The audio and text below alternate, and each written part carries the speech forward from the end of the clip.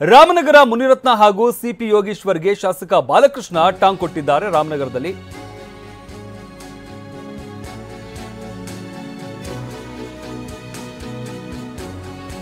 ಯಾರ ಸೀರೆ ಎಳೆದ್ರೆ ಅವರ ಯಾರ ಸೀರೆಗೆ ಕೈ ಹಾಕಿದ್ರು. ಮುನಿರತ್ನ ವಿರುದ್ಧ ಬಾಲಕೃಷ್ಣ ತೀವ್ರ ವಾಗ್ದಾಳಿಯನ್ನ ನಡೆಸಿದ್ದಾರೆ.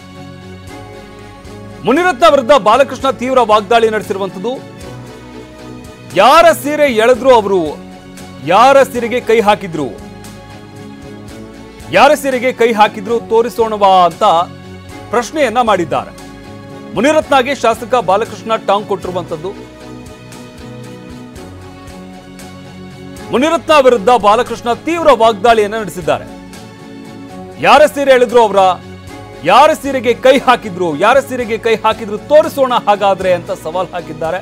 ಮುನಿರತ್ನಗೆ ಶಾಸಕ ಬಾಲಕೃಷ್ಣ ಟಾಂಗ್ ಕೊಟ್ಟಿರುವಂತದ್ದು. ಈಗಾಗಲೇ ಲೋಕಸಭಾ ಚುನಾವಣೆ ಹತ್ತಿರ ಬರ್ತಾ ಇದ್ದ ಹಾಗೇನೆ ನಾಯಕರ ನಡುವಿನ ವಾಕ್ ಸಮರಗಳು ತೀವ್ರ ಸ್ವರೂಪವನ್ನು ಪಡ್ಕೊಳ್ತಾ ಇರುವಂತದ್ದನ್ನ ಗಮನಿಸ್ತಾ ಇದ್ದೀವಿ. ಅದೇ ರೀತಿಯಾಗಿ ಮುನಿರತ್ನ ವಿರುದ್ಧ ಬಾಲಕೃಷ್ಣ ಕೂಡ ತೀವ್ರ ವಾಗ್ದಾಳಿ ನಡೆಸಿದ್ದಾರೆ. ಯಾರ ಸೀರೆ ಎಳೆದ್ರು ಅವರ ಯಾರ ಸೀರೆಗೆ ಕೈ ಹಾಕಿದ್ರು, ಯಾರ ಸೀರೆಗೆ ಯಾರು ಕೈ ಹಾಕಿದ್ರು ತೋರಿಸೋಣವಾ ಹಾಗಾದ್ರೆ ಅಂತ ಸವಾಲ್ ಕೂಡ ಹಾಕಿದ್ದಾರೆ. ಮುನಿರತ್ನಗೆ ಶಾಸಕ ಬಾಲಕೃಷ್ಣ ಟಾಂಗ್ ಕೊಟ್ಟಿರುವಂತದ್ದು. ಪಿಕ್ಚರ್ ತೆಗೆಯೋದು ರಾಮ ಕೀಚಕ ಧರ್ಮಯುದ್ಧ ಒಂದು ಸಿನಿಮೀಯ ರೀತಿಯಲ್ಲಿನೇ ಅವರು ಟಾಂಗ್ ಕೊಟ್ಟಿದ್ದಾರೆ. ಚುನಾವಣೆ ಗೆದ್ದೇ ಗೆಲ್ತೀವಿ, ಅದರ ಬಗ್ಗೆ ಅನುಮಾನ ಬೇಡ. ಇಂಥ ಕ್ರಿಯಾಶೀಲ ಲೋಕಸಭಾ ಸದಸ್ಯರನ್ನ ಗೆಲ್ಲಿಸಲೇಬೇಕು ಅಂತಕ್ಕಂಥ ಸಾಮಾನ್ಯ ಜನಗಳ ಮಾತು. ಗ್ಯಾರಂಟಿಗಳನ್ನ ಕೊಟ್ಟಿರ್ತಕ್ಕಂಥ ಕಾಂಗ್ರೆಸ್ ಪಕ್ಷವನ್ನು ಗೆಲ್ಲಿಸಬೇಕು ಅಂತ ಸಾಮಾನ್ಯ ಜನಗಳ ಮಾತು. ಆದರೆ ಒಂದು ನಾನು ನಿಮ್ಮ ಮುಖಾಂತರ ಕೇಳಲಿಕ್ಕೆ ಇಚ್ಛೆಪಡ್ತೇನೆ, ನಮ್ಮ ಅಭ್ಯರ್ಥಿನೂ ಕರ್ಕೊಂಬರ್ತೀವಿ, ಅವರ ಅಭ್ಯರ್ಥಿನೂ ಕರ್ಕೊಂಬರಲಿ. ಈ ಲೋಕಸಭಾ ಕ್ಷೇತ್ರದಲ್ಲಿ ಯಾವ ಯಾವ ತಾಲೂಕಿನಲ್ಲಿ ಏನೇನು ಸಮಸ್ಯೆ ಇದೆ ಅದನ್ನು ಯಾವ ರೀತಿ ಬಗೆಹರಿಸ್ತಾರೆ ಅಂತೇಳಿ ಯಾವ ಲೋಕಸಭಾ ಅಭ್ಯರ್ಥಿ ಉತ್ತರ ಕೊಡ್ತಾರೋ ಅವ್ರಿಗೆ ಜನ ಮತ ಹಾಕಲಿ. ನಾನು ಹೇಳಿಲ್ವ, ಈಗ ನನ್ನ ಪ್ರಶ್ನೆಗೆ ನೀವು ಮೊದಲು ತಗೋಬೇಕು. ಅದನ್ನು ಇಬ್ಬರು ಲೋಕಸಭಾ ಸದಸ್ಯರನ್ನು ಒಂದು ವೇದಿಕೆಗೆ ತೊಗೊಂಬನ್ನಿ ನೀವು ಮಾಧ್ಯಮದವರು. ಈ ಕ್ಷೇತ್ರದ ಪರಿಚಯದ ಬಗ್ಗೆ ಇಬ್ಬರಿಗೂ ಮಾತಾಡೋಕ್ಕೆ ಅವಕಾಶ ಮಾಡಿಕೊಡಿ, ಸಮಸ್ಯೆ ಬಗ್ಗೆ ಮಾತಾಡೋಕ್ಕೆ ಅವಕಾಶ ಮಾಡಿಕೊಡಿ. ಆಮೇಲೆ ಸಮಸ್ಯೆನ ಯಾವ ರೀತಿ ಬಗೆಹರಿಸ್ತಾರೆ ಅನ್ನೋದ್ರ ಬಗ್ಗೆ ಮಾತಾಡೋಕ್ಕೆ ಅವಕಾಶ ಮಾಡಿಕೊಡಿ. ಅವಾಗ ಜನ ತೀರ್ಮಾನ ಮಾಡಲಿ, ಯಾರು ಇದನ್ನು ಅರ್ಥ ಮಾಡ್ಕೊಂಡು ಅವ್ರ ಕ್ಷೇತ್ರನ ಯಾರಿಗೆ ಓಟ್ ಹಾಕಬೇಕು ಅಂತ ಜನ ತೀರ್ಮಾನ ಮಾಡಲಿ. ಅದನ್ನು ದಯಮಾಡಿ ನೀವು ಮಾಧ್ಯಮದವ್ರು ಮಾಡಬೇಕು ಅಂತ ನಾನು ವೈಯಕ್ತಿಕವಾಗಿ ಮನವಿ ಮಾಡ್ತೀನಿ. ಖಂಡಿತ ಈ ಕ್ಷೇತ್ರದ ಪರಿಚಯ, ಸಮಸ್ಯೆ, ಪರಿಹಾರ ಮೂರು ಬಗ್ಗೆನೂ ಚರ್ಚೆ ಆಗಬೇಕಲ್ಲ. ಜನಕ್ಕೆ ಬೇಕಾಗಿರೋದೇನು ಅದೇ ತಾನೇ. ಶ್ರೀರಾಮ ಮಂದಿರ ಜನಕ್ಕೆ ಬೇಕಾಗಿಲ್ಲ, ನರೇಂದ್ರ ಮೋದಿ ಬೇಕಾಗಿಲ್ಲ, ಇನ್ನೊಂದು ಬೇಕಾಗಿಲ್ಲ, ಮತ್ತೊಂದು ಬೇಕಾಗಿಲ್ಲ. ಸಮಸ್ಯೆ, ಪರಿಚಯ, ಪರಿಹಾರ ಈ ಮೂರು ಆಗಬೇಕಲ್ಲ. ಇದ್ರ ಬಗ್ಗೆ ಇಬ್ಬರು ಅಭ್ಯರ್ಥಿಗಳನ್ನ ಕುಂಡಿಸ್ಕೊಳ್ಳಿ, ಚರ್ಚೆ ಆಗಲಿ. ಯಾರು ಸಮರ್ಪಕವಾಗಿ ಉತ್ತರ ಕೊಡ್ತಾರೋ ಅವ್ರಿಗೆ ಜನ ಓಟ್ ಹಾಕೋದಕ್ಕೆ ತೀರ್ಮಾನ ಮಾಡಲಿ.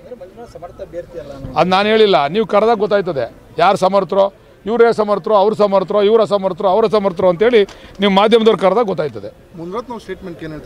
ಅವ್ರು ಆಲೇ ಪಿಕ್ಚರ್ ಹೇಳಿಲ್ವೇನ್ರಿ, ಅವರು ಪಿಕ್ಚರ್ ತೆಗಿಯೋರು ಅಂತ. ಅವ್ರಿಗೆ ರಾಮ ಕೀಚಕ ದುರ್ಯೋಧನ ಎಲ್ಲ ಗೊತ್ತು, ಅವ್ರಿಗೆ. ನಮ್ಗೆ ಅವೆಲ್ಲ ಗೊತ್ತಿಲ್ಲ. ಇದು ಬಾಲಕೃಷ್ಣ ಮುನಿರತ್ನ ವಿರುದ್ಧ ತೀವ್ರ ವಾಗ್ದಾಳಿ ನಡೆಸಿರುವಂಥದ್ದು. ಹಾಗೆ ಅಭ್ಯರ್ಥಿಯ ವಿಚಾರಕ್ಕೆ ಸಂಬಂಧಪಟ್ಟಂತೆ ಕೂಡ ಬಾಲಕೃಷ್ಣ ಈ ಸಂದರ್ಭದಲ್ಲಿ ಮಾತನಾಡಿದ್ದಾರೆ. ಇಬ್ಬರು ಅಭ್ಯರ್ಥಿಗಳನ್ನ ಕರೆಸಿ ಇಡೀ ಕ್ಷೇತ್ರದಲ್ಲಿ ಎಲ್ಲೆಲ್ಲಿ ಏನೇನು ಸಮಸ್ಯೆ ಇದೆ ಅದರ ಬಗ್ಗೆ ಯಾವ ರೀತಿಯಾಗಿ ಆ ಸಮಸ್ಯೆಗಳಿಗೆ ಪರಿಹಾರವನ್ನ ಹುಡುಕಬೇಕು ಅನ್ನೋದನ್ನ ಅಭ್ಯರ್ಥಿಗಳಿಗೆ ಹೇಳಿ, ನಂತರ ಜನ ತೀರ್ಮಾನ ಮಾಡ್ತಾರೆ ಅಂತ ಬಾಲಕೃಷ್ಣ ಹೇಳಿದ್ದಾರೆ. ಲೋಕಸಭಾ ಕ್ಷೇತ್ರ ಜನ ಬುದ್ಧಿವಂತರಿದ್ದಾರೆ, ಯಾರು ಅಭಿವೃದ್ಧಿ ಮಾಡ್ತಾರೆ ಅಂತ ಗೊತ್ತು, ಅದಕ್ಕೆ ಉತ್ತರ ಕೊಡ್ತಾರೆ. ನಾನು ಅವರಿಬ್ಬರಿಗೂ ಇದನ್ನು ಹೇಳೋಕ್ಕೆ ಇಷ್ಟಪಡ್ತೀನಿ. ಪಿಕ್ಚರ್ ತೆಗೆಯೋದು, ಸ್ಟೋರಿ ಬರೆಯೋದು ಇವೆಲ್ಲ ಬಿಡ್ಬಿಟ್ಟು ಅವರ ಅಭ್ಯರ್ಥಿ ಕರ್ಕೊಂಬರ್ಲಿ, ನಮ್ಮ ಅಭ್ಯರ್ಥಿ ಕರ್ಕೊಂಬರ್ತೀವಿ, ಅದ್ರ ಬಗ್ಗೆ ಚರ್ಚೆ ಆಗಲಿ, ಅಭಿವೃದ್ಧಿ ಬಗ್ಗೆ ಚರ್ಚೆ ಆಗಲಿ. ಈ ಕ್ಷೇತ್ರದಲ್ಲಿ ಕರ್ಕೊಂಬರ್ತಾರೆ ಕೇಳಿ. ಈ ಪಿಕ್ಚರು ರಾವಣ, ರಾಮ, ಕೀಚಕ, ಧರ್ಮಯುದ್ಧ ಇವೆಲ್ಲ ಯಾರ್ಯಾರು ಏನೇನು ಮಾಡವ್ರೆ ಅಂತೇಳಿ, ಯಾವ್ಯಾವ ವಸ್ತ್ರಮರಣ ಮಾಡವ್ರೆ ಅಂತೇಳಿ ಮುನಿರತ್ನವರು ಅದನ್ನೆಲ್ಲ ಮುಂದಿನ ದಿವಸದಲ್ಲಿ ನಾವು ಹೇಳ್ತೀವಿ. ಒಂದು ಇದು ಬರ್ತಿತ್ತು ಹಾಡು ಗೊತ್ತಾ, ಗೋವಿಂದ ರೇ ಗೋವಿಂದ ಮುನಿರತ್ನ ನಾಯ್ಡು ಗೋವಿಂದ ಅಂತ. ಬೇಕು ಅಂದ್ರೆ ಹಾಕ್ತೀವಿ. ಯಾರು ಸೀರೆ ಹೇಳಿದ್ರು ಅವರು, ಯಾರು ಸೀರೆ ಕೈ ಹಾಕಿದ್ರು ಅವೆಲ್ಲ ತೋರಿಸ್ಬೇಕಾ, ಜ್ಞಾಪಿಸ್ಬೇಕಾ? ಅದನ್ನು ಹಾಕ್ಲ ಹಾಡು ನಿಮ್ಗೆ ಹಾಕ್ತೀನಿ, ನಿಮ್ಗೆ ತೋರಿಸ್ತೀನಿ. ನಿಮಗೆ ನೀವು ಕೇಳ್ಕೊಳ್ಳಿ, ಯಾರು ಸೀರೆ ಹೇಳಿದ್ರು, ಯಾರು ಸೀರೆ ಕೈ ಹಾಕಿದ್ರು, ಯಾವ ಹೆಣ್ಮಕ್ಳಿಗೆ ಏನು ಮಾಡಿದ್ರು ಅನ್ನೋದ್ರ ಬಗ್ಗೆ ಹಾಡೆಲ್ಲ ಐತೆ, ಅವ್ರನ್ನ ಕೇಳಿ. ಆಮೇಲೆ ಗ್ರಾಮಾಂತರ ಲೋಕಸಭಾ ಕ್ಷೇತ್ರ ಜನ ಬುದ್ಧಿವಂತರಿದ್ದಾರೆ, ಯಾರು ಅಭಿವೃದ್ಧಿ ಮಾಡ್ತಾರೆ ಅಂತ ಗೊತ್ತು, ಅದಕ್ಕೆ ಉತ್ತರ ಕೊಡ್ತಾರೆ.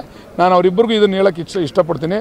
ಪಿಕ್ಚರ್ ತೆಗೆಯೋದು, ಸ್ಟೋರಿ ಬರೆಯೋದು ಇವೆಲ್ಲ ಬಿಡ್ಬಿಟ್ಟು ಅವರ ಅಭ್ಯರ್ಥಿ ಕರ್ಕೊಂಬರ್ಲಿ, ನಮ್ಮ ಅಭ್ಯರ್ಥಿ ಕರ್ಕೊಂಬರ್ತೀವಿ, ಅದ್ರ ಬಗ್ಗೆ ಚರ್ಚೆ ಆಗಲಿ, ಅಭಿವೃದ್ಧಿ ಬಗ್ಗೆ ಚರ್ಚೆ ಆಗಲಿ.